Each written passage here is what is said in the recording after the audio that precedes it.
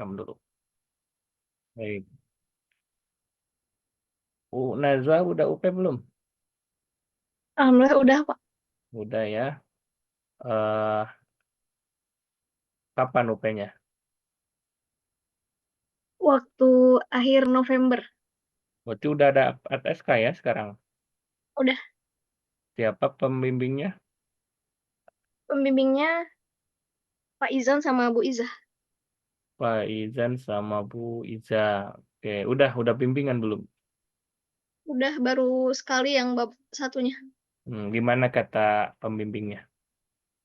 Ini yang waktu itu aku sempat pernah tanya juga sih ke Bapak yang waktu di Gimit waktu itu kan tentang konsep keberkahan Al-Quran dalam Al-Quran tuh. Mhm. Suaranya jelas nggak? Soalnya lagi hujan. Jelas, jelas. Iya kan yang tentang itu. Nah terus tuh Ah, kalau ah. dari Pak Izan tuh cukup 4 ayat aja yang diteliti yang ada kata mubarokunnya gitu. Nah tapi kalau dari Bu Izah tuh konsep berkahnya tuh harus keluar dulu gitu. Jadi tetap 32 ayat tentang keberkahan di Al-Quran tuh harus diteliti kata Bu Izzah. Oh iya. Mhm. Oh yang itu ya. Oke, oke, oke. Oh iya, siap. Nah, kita masuk cek dulu ya. Kemarin itu Naswa udah hmm, kita cek dulu Naswa kalau nggak salah udah ngirim itu. Naswa tadi udah dibaca.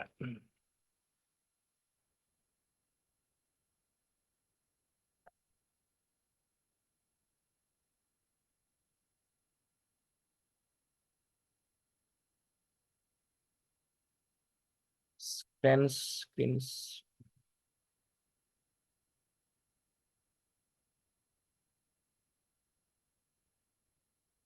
screenshot aja dulu ya. Share screen.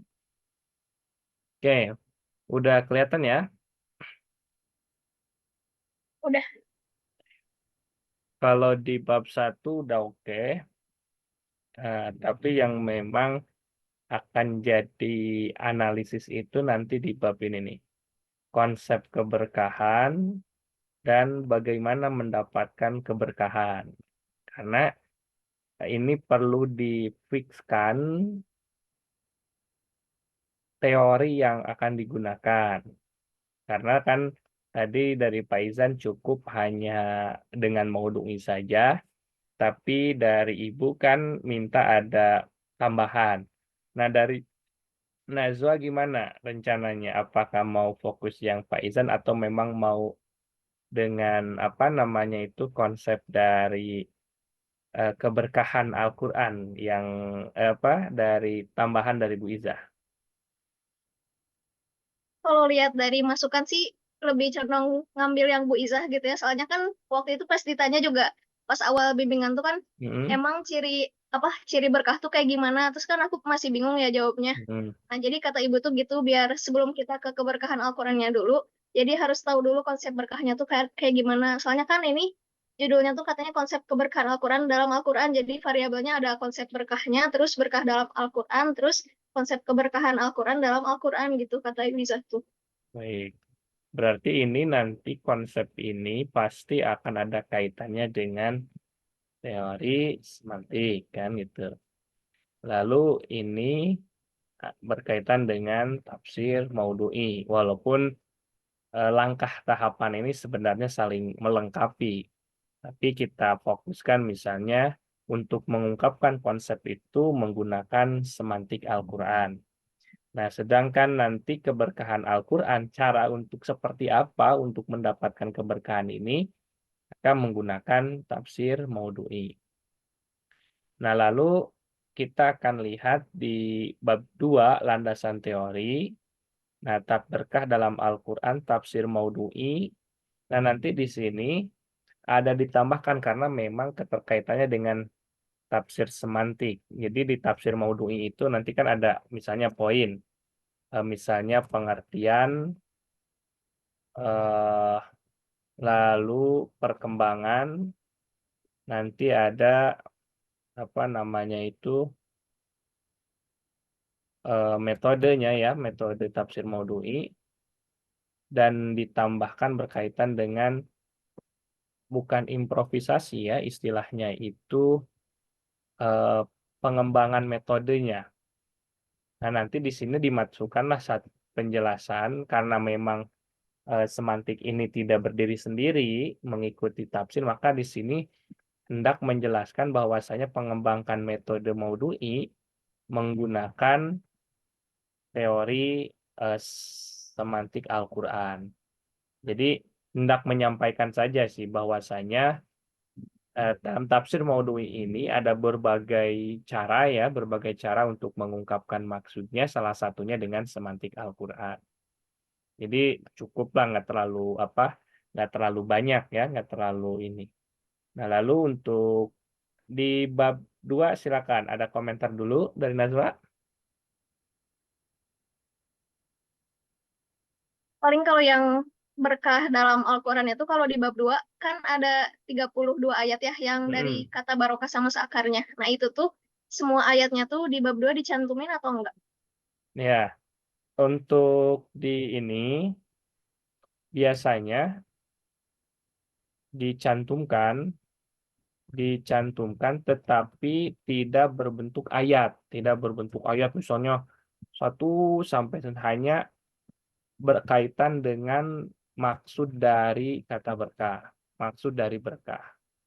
Boleh misalnya dalam Al-Qur'an kata berkah terulang ini kan, tetapi tidak menjelaskan secara spesifik. Kenapa? Karena akan dijelaskan lagi nanti di analisis ini kan, ini sudah ada kan. Nah, nanti dijelaskan makna-makna berkah dalam Al-Qur'an, dari berbagai berkah dalam Al-Qur'an berarti ini rujukannya adalah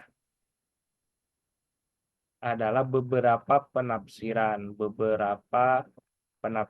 berkaitan dengan berkah. Karena kan merujuk kepada Al-Qur'an, misalnya, penafsiran, Quraisy Shihab, ini kan ayatnya ditafsirkan oleh siapa dan sebagainya. Nah, itu menunjukkan, tentang makna secara umum berkah dalam Al-Qur'an. Jadi bisa menggunakan beberapa tafsir atau literatur yang lain. Jadi bisa saja ada tafsir atau misalnya ada buku tentang berkah dalam Al-Qur'an, boleh itu digunakan untuk menjelaskan secara umum apa itu berkah dalam Al-Qur'an itu. Nah, ini kalau pengertian Al-Qur'an ini, menurut saya nggak usah, karena ini terlalu umum ya, terlalu umum sehingga ini, dihilangkan saja. Nah, maka landasan pengertian berkah, berkah dalam literatur Islam, berkah dalam Al-Qur'an, lalu tafsir Maudu'i, pengertiannya, perkembangannya, metode tafsir Maudu'i seperti apa, lalu pengembangan metode atau langkah, jangan pengembangan ya, langkah metode Maudu'i, dan ada beberapa penjelasannya. Jadi ini cukuplah. Nah, nanti supaya eh, apa namanya itu agak bagus ininya misalnya berkah berkah dalam Al-Qur'an, misalnya ini nggak usah sih. Makna berkah misalnya makna berkah, maka ini dibuat saja.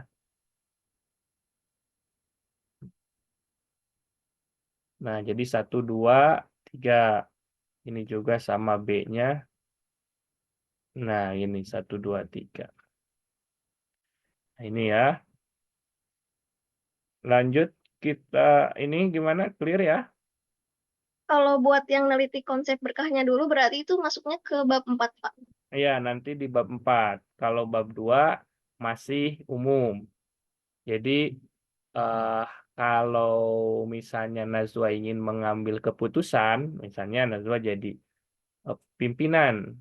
Nah, pasti untuk mengambil suatu keputusan itu minta nasihat. Nasihat dari pengamat, nasihat dari praktisi, nasihat dari teman, nasihat dari orang tua itu berkaitan dengan suatu masalah. Nah, itu masuknya landasan teori. Jadi landasan teori itu nasihat-nasihat yang nanti akan dicoba, boleh saja nanti diambil salah satu untuk dianalisis oleh kita dan mengambil kesimpulan. Jadi landasan teori itu seperti masukan-masukan yang didapat dari orang-orang yang menurut kita ahli sebagai bahan awal untuk meneliti sesuatu. Jadi nanti pengertian Al-Quran boleh jadi ada beberapa tokoh, tapi kan tidak semua tokoh kita gunakan. Nah, itu yang maksud dengan landasan teori. Nah, lanjut ya. Untuk metode, nah ini metode moduli dan semantik oke ya. Penelitian kualitatif, sumber data, ayat-ayat tentang keberkahan Al-Quran, kitab tafsir, buku, skripsi, tesis, sumber lain yang relevan. Tinggal nanti, kalau misalnya ini umum, ini bisa dimasukkan, dapat dimasukkan apa namanya itu tafsir maudhu'i karya Al-Farmawi. Jadi kan selain dari buku ada ini. Lalu yang semantik di mana? Karena semantik adalah komplementer, tambahan, maka di sini saja nanti di antara rujukan eh, rujukan dalam penelitian ini adalah semantik Al-Quran siapa? Misalnya kalau mau diambil Al-Quran karya Toshihiko Izutsu serta kitab tafsir, buku, dan seterusnya. Bisa itu. Atau mau di atas tafsir Mulukan Fapamawi, lalu Toshihiko Izutsu, semantik Al-Quran. Tapi karena ini memang komplementer, bagusnya di sekunder saja, tidak terlalu ini ya. Teknik pengumpulan dokumentasi. Coba maksud dokumentasi itu apa? Yang hendak ditampilkan itu. Itu Pak, kumpulan ayat dari Al-Qurannya. Menyajikan Terus nanti ada tabelnya juga gitu. kumpulan ayat dalam Al-Quran untuk dianalisis. Maka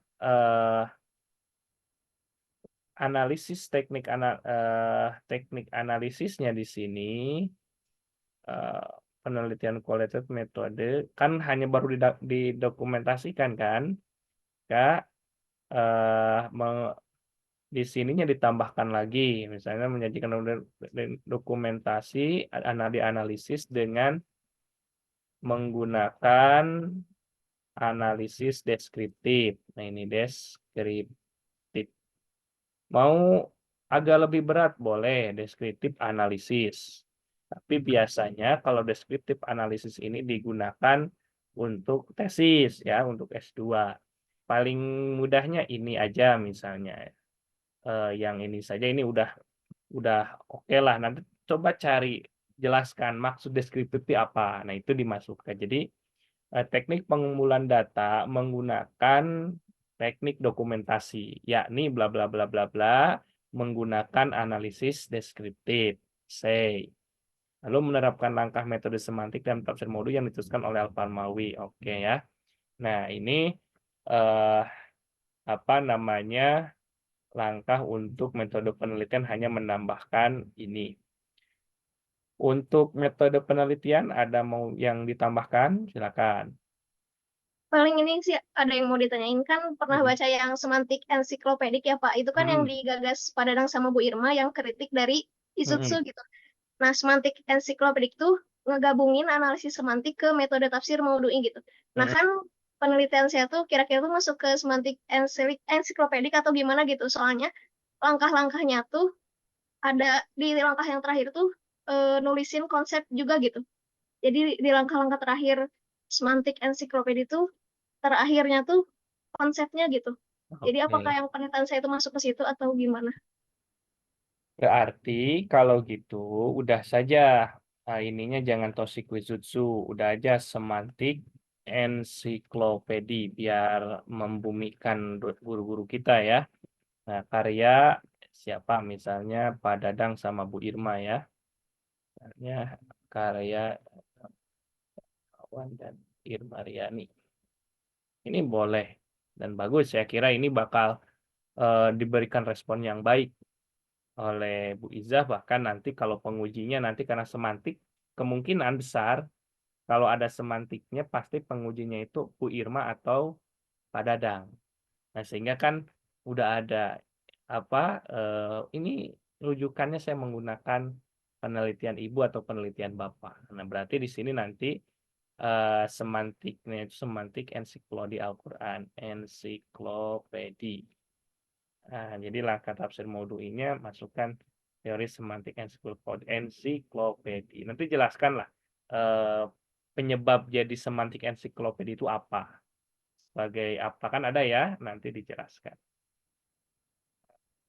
Udah aja fokus ke semantik ensiklopedi itu kan udah apa, udah tersusun, beda dengan Toshiko Izutsu yang masih di buku aslinya itu masih abstrak, belum ditekniskan oleh Toshiko Izutsu, sehingga memang agak agak apa namanya itu, agak umum. Nah, kalau yang Pak Dadang dan Bu Irma itu kayaknya sudah ada tahapan-tahapannya, itu enak. Nah, tapi berarti kalau secara garis besarnya tuh skripsi saya jadi masuknya ke semantik atau tetap tafsir maudhu'i, Pak? Tetap tafsir maudhu'i, tetapi hanya menambahkan teori semantik Al-Qur'an. Karena untuk menjawab pertama konsep keberkahan, yang kedua bagaimana mendapatkan keberkahan. Nah, konsep ini nanti menggunakan semantiknya sehingga mengeluarkan konsep berkah itu apa. Nah, itu. Tapi mungkin nanti tahapan langkah-langkah dari ensiklopedi itu nggak semuanya diikuti. Hanya beberapa yang memang nanti di sini harus dijelaskan. Nah, di sini harus jelaskan supaya jelas, dijelaskan supaya jelas, sehingga penguji nanti tahu bahwa batasan dari skripsi Najwa ini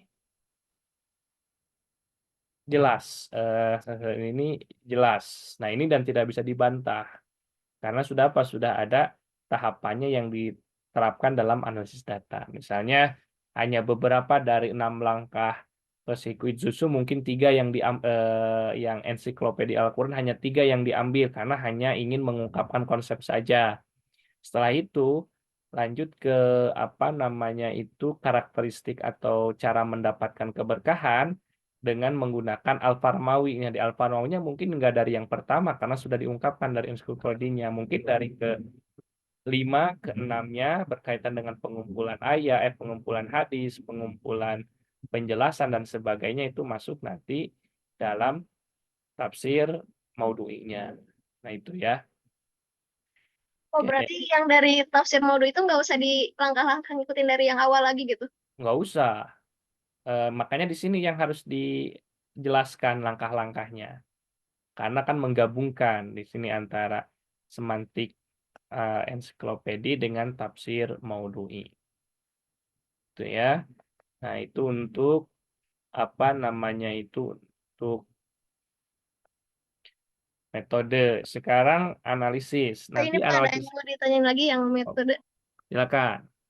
yang langkah-langkah semantik ensiklopedik itu kan yang pertama menentukan kata, terus Mm-mm, kedua mengumpulkan ayat, ketiga riset, keempat makna dasar, makna relasional, makna dasar dari kamus, terus yang relasional, yang pra-Quranik sama pasca-Quranik, terus mm-mm. yang kelima medan makna, terus yang keenam tuh menuliskan konsep gitu kan. Saya mau cari konsep berkah ya, berarti ngikutin semua langkah-langkahnya atau gimana? Iya, kalau untuk konsep udah selesai ya.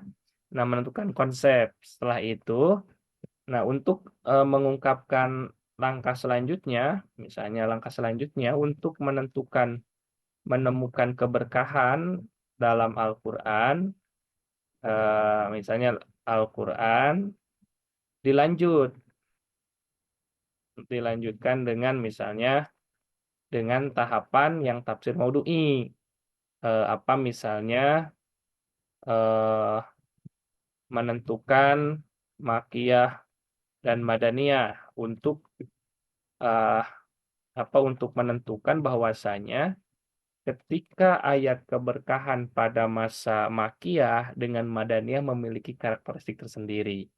Boleh jadi Makiyah, keberkahan pada masa makiyah itu lebih kepada non materi. Nah, jadi keberkahan seseorang itu pada masa, sebelum hijrah Nabi atau ayat yang turun Makkiyah itu boleh jadi non materi.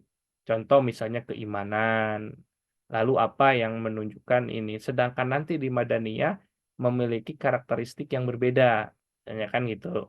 Berbeda dengan keberkahan misalnya dengan mensedekahkan dengan sebagainya. Nah, itu kan nanti sebagai tahapan untuk bagaimana mendapatkan keberkahan. Lalu misalnya asbabun nuzul, eee, menentukan dan khos misalnya, tergantung nanti yang mau diambil. Lalu ayat hadis-hadis berkaitan dengan keberkahan,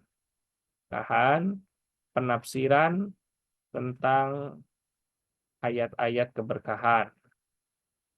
Nah, lalu, eee, istilahnya itu bukan outline ya, struktur atau tahap, sehingga di sinilah menunjukkan langkah mendapatkan kebahagiaan. Nah, jadi penafsiran tentang ayat itu akan menunjukkan langkah-langkah mendapatkan kebahagiaan. Kenapa? Karena telah adanya penyusunan yang ada outline ya, kalau dalam tafsir maudhu' itu yang dibagi-bagi atau diklasifikasikan. Di sini kan, klasifikasikan berkaitan dengan keberkahan. Nah, lalu di sinilah, nah, jadi yang ini kalau dilanjut misalnya itu 5, 6, 7, 8, 9, 10, 11, 12. Nah, langkahnya itu 12. Untuk langkah-langkahnya dari langkah menggunakan tafsir, Al-Farmawi dan, eee, semantik ensiklopedi. Yang 5 itu mungkin ada yang nggak relevan atau mungkin terlalu banyak, udah aja. Misalnya menemukan kosakata atau kata dalam Al-Qur'an, yang kedua menemukan makna dari makna dasar, makna relasional, jadi 2. Itu tinggal diurutkan. Nah, inilah yang akan jadi pedoman langkah-langkah yang akan dilakukan nanti Najwa di bab 4. Setelah menggabungkan antara semantik ensiklopedi dan tafsir maudhu'i. Tuh, silakan.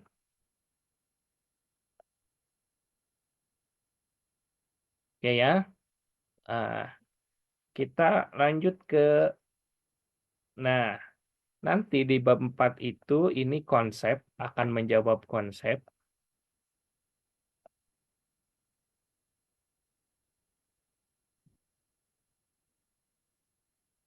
berkaitan dengan konsep keberkahan Al-Qur'an, nanti tahapannya ikuti itu. Kalau menemukan makna kan nggak mungkin. Jadi nanti misalnya makna keberkahan, nanti di dalam makna keberkahan itu poin-poinnya makna dasar, makna relasional, apalagi misalnya. Lalu yang kedua tentang apa misalnya, lalu akhirnya konsep. Nah, konsep keberkahan. Nah, katakanlah ini telah menemukan dari makna, B, konsep keberkahan. Jadi diungkapkan di sini makna keberkahan apa, dari mulai langkah dasarnya, makna relasionalnya, lalu ayat-ayatnya, ini masuk di makna keberkahan. Akhirnya menyimpulkan tentang konsep keberkahan apa. Nah, ketika cara mendapatkan keberkahan boleh jadi tidak semuanya langsung, eh, apa ininya, tetapi kita langsung misalnya pada hasilnya. Dijelaskan misalnya bahwasanya, langkah untuk mendapat keberkahan dalam Al-Qur'an dengan menentukan ayat-ayat yang makkiyah dan madaniyah dari 30 ayat terbagi menjadi 15 ayat makkiyah dan 15 ayat madaniyah. Nah, kalau yang ini pasti masuknya ke makna dasar. Ini kan masuknya ke makna dasar, makna ya, makna keberkahan. Kalau udah semantik, lebih kepada mencari maknanya. Misalnya, digambarkan tabelnya, bahwa lalu tujuan maknanya apa? Makna dari tiap ayat tersebut. Nah, atau sudah ada. Lalu karakteristiknya sehingga menghasilkan karakteristik cara mendapatkan keberkahan. Lalu di sini ayat misalnya surat apa? Misalnya surat Al-Baqarah ini tentang apa ini? Nah, ketika misalnya menjelaskan satu ayat, boleh jadi dari ayat-ayat yang dipilih, coba contohnya ayat apa?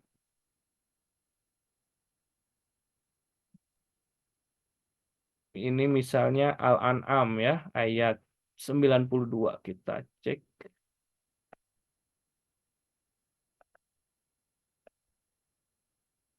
Al-An'am ayat 92.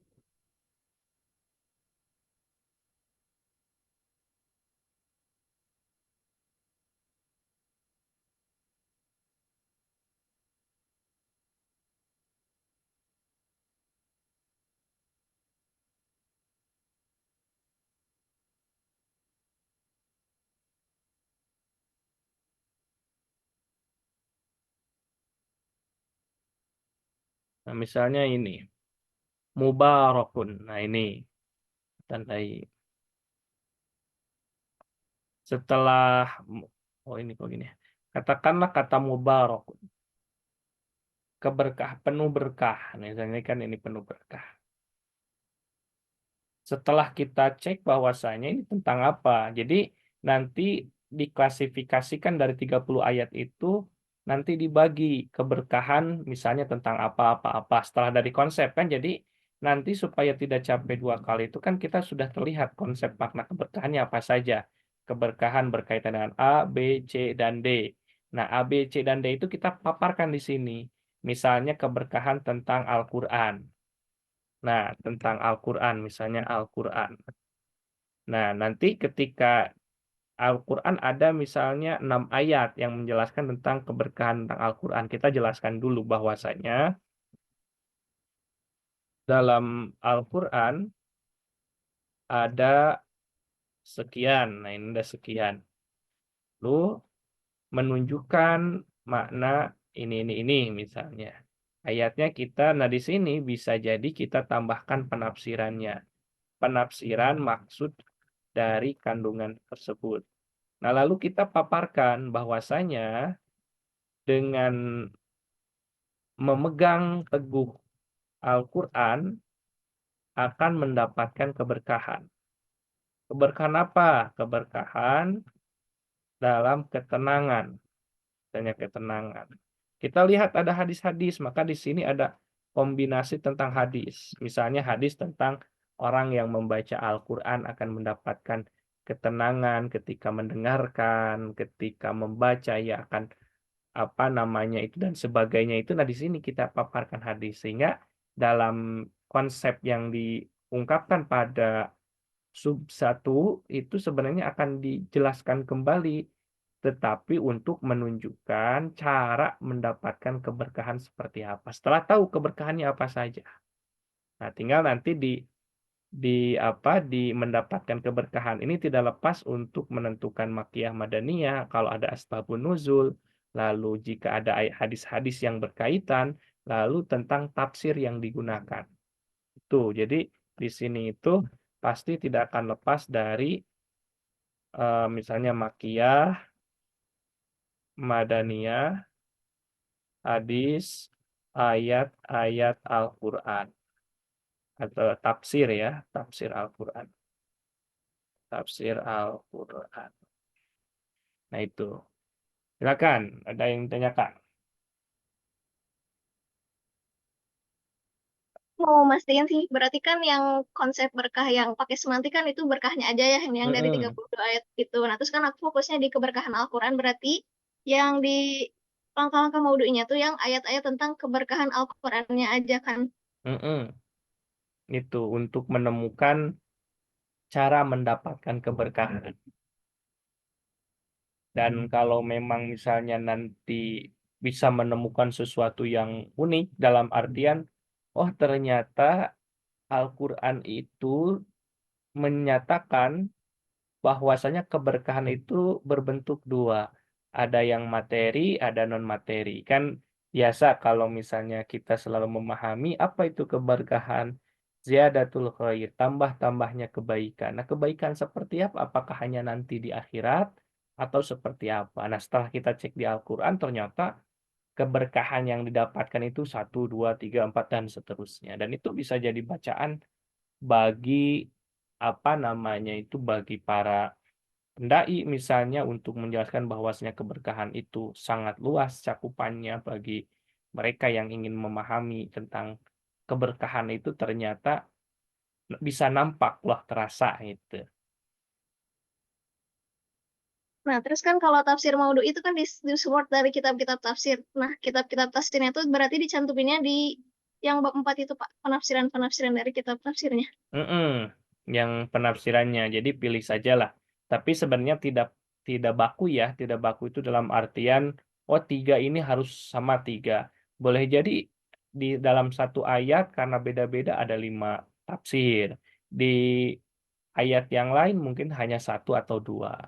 Tapi intinya untuk menguatkan maksud dari eh, objek yang dikaji tentang mendapatkan keberkahan. Nah itu. Soalnya waktu itu pas bimbingan sama Bu Isa tuh, pas bikin roadmap tuh sama Bu Isa tuh bilang gini, yang pas di bab 2 tuh kan berkahnya dalam berbagai literatur ya, ada yang Hmm, sufi, terus tasawuf, nah terus ada yang dari tafsir juga, nah katanya tuh literatur tafsirnya untuk mensupport tafsir Maudu'i. Jadi kamu akan menemukan konsep berkah, tapi konsep berkahnya itu menurut kita, nah pendapat kitanya disupport dari literatur tafsir di bab 2 gitu. iya. Jadi di bab 2 juga nyantumin dari kitab tafsirnya. Mm-mm. Jadi nanti kalau misalnya itu ibu menginginkan nanti Najwa itu mendapatkan keberkahan secara orsinil. Nah, makna keberkahan di dalam Al-Quran berarti ini ingin ada perspektifnya banyak juga ya, perspektif perspektif tasawuf ya, perspektif fuqaha, lalu perspektif apa lagi ya, perspektif mufasir, nah itu kan. Nah, dari sini, dari penjelasan ini nanti bisa dicantumkan lagi namun dengan bahasa yang berbeda.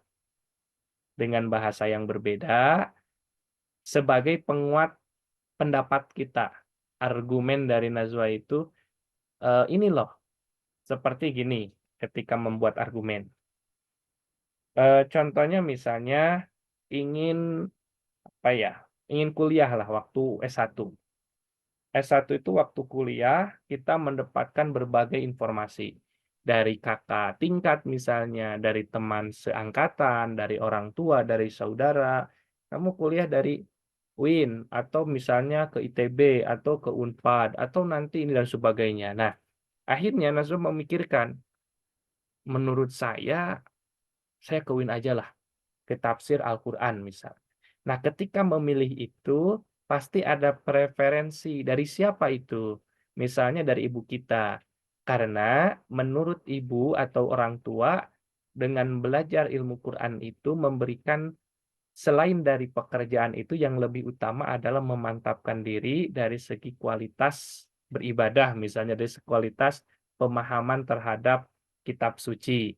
Nah, itu kan keyakinan kita berdasarkan preferensi ataupun informasi dari orang sebelumnya. Nah, dalam nanti di bab 4 itu seperti itu. Berarti tetap nyantumin referensi dari kitab tafsirnya juga ya. Iya. Nah, terus tuh kata ibu tuh tafsir maudhu itu katanya bukan dua tapi minimal 5 tafsir katanya tuh gitu. Nah, berarti itu tuh satu ayat dari 5 tafsir yang beda gitu atau gimana ya? Atau dari 4 ayat itu tuh nyantumin 5 tafsir gitu? Atau satu ayat harus dari 5 tafsir itu gitu?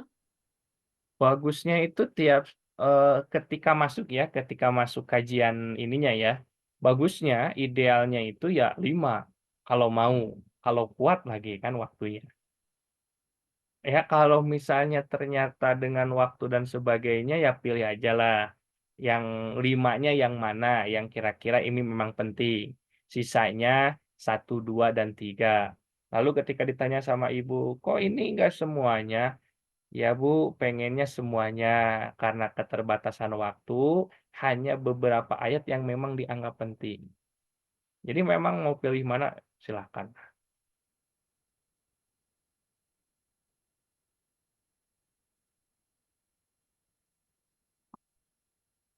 Oke ya. Oh iya Pak, terus kan di penelitian sebelumnya tuh tentang berkah ini tuh yang pakai semantik tuh udah pernah ada gitu. Nah, tapi Mm-mm. berarti nggak bakal masuk ke novelty kan? Soalnya ini tafsir Modui. Hmm, oh Atau jadi gimana? yang semantiknya sudah ada, tapi yang Iya, modunya belum kan? iya. Iya, diungkapkan di pendahulu apa di penelitian terdahulu dan jelaskan perbedaannya penelitian sebelumnya dengan penelitian hari ini. Itu sudah cukup menjawab bahwasanya penelitian kita berbeda. Oke, berarti ini ada waktu nanti ada laporan progres ya bulan depan kayaknya progres ya progres akhir Februari. Februari untuk apa untuk melengkapi lah Februari untuk melengkapi berbagai kekurangan. Jadi data yang sudah ada yang ada di semantik dan sebagainya itu bisa kita olah lagi supaya hanya tinggal lihat data-datanya supaya lebih cepat ya. Nah, kalau semantik itu tuh kan ada makna relasionalnya itu tuh. Kalau Mm-mm. yang nelitinya beda orang tuh kira-kira bisa beda nggak sih Pak dari maknanya itu gitu? Dari makna relasionalnya.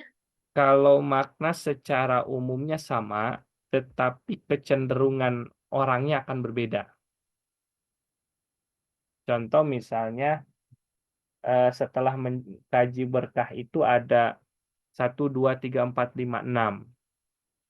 Nah, boleh jadi 6-nya ada, tetapi nanti kecenderungan untuk mengungkapkan relasi yang berkaitan dengan penelitian kita akan berbeda. Jadi pasti tiap subjek orang itu ketika masuk ke relasionalnya dengan kecenderungan tertentu akan berbeda. Namun untuk makna dasarnya semua pasti sama.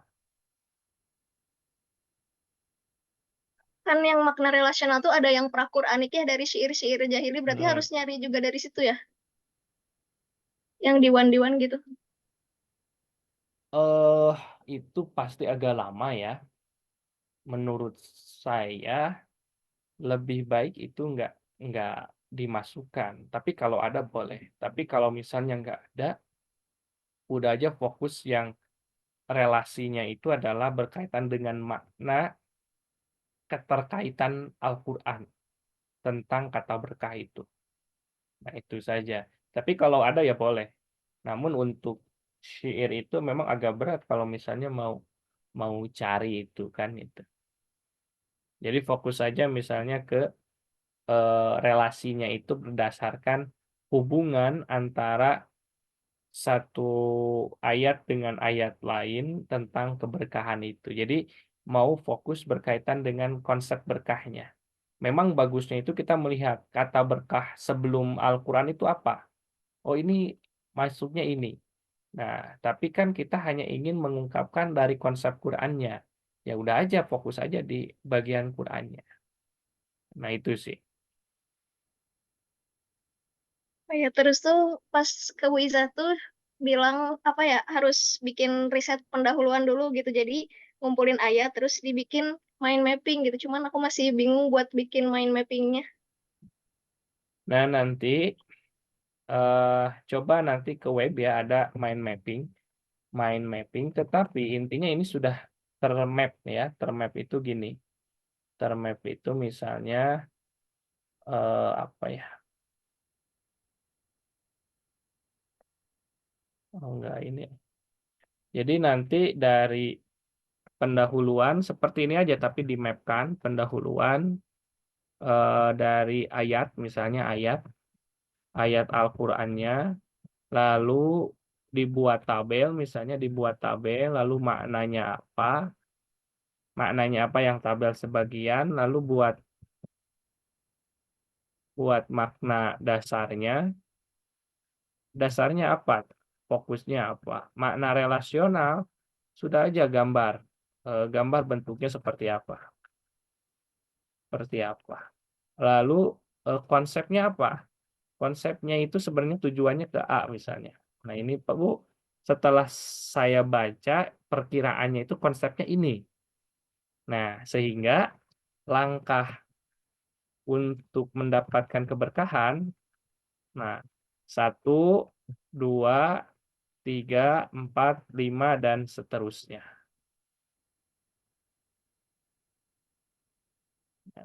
Jadi ini buat mind mapping-nya cukuplah, 1 sampai 5 halaman itu. Jadi fokus ke analisis kita sebenarnya itu.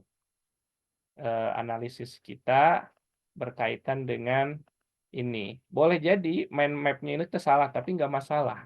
Setelah nanti ternyata kita, riset, itu ternyata maknanya nggak sama, nggak masalah, karena ini kan, penelitian pendahuluan, itu ya.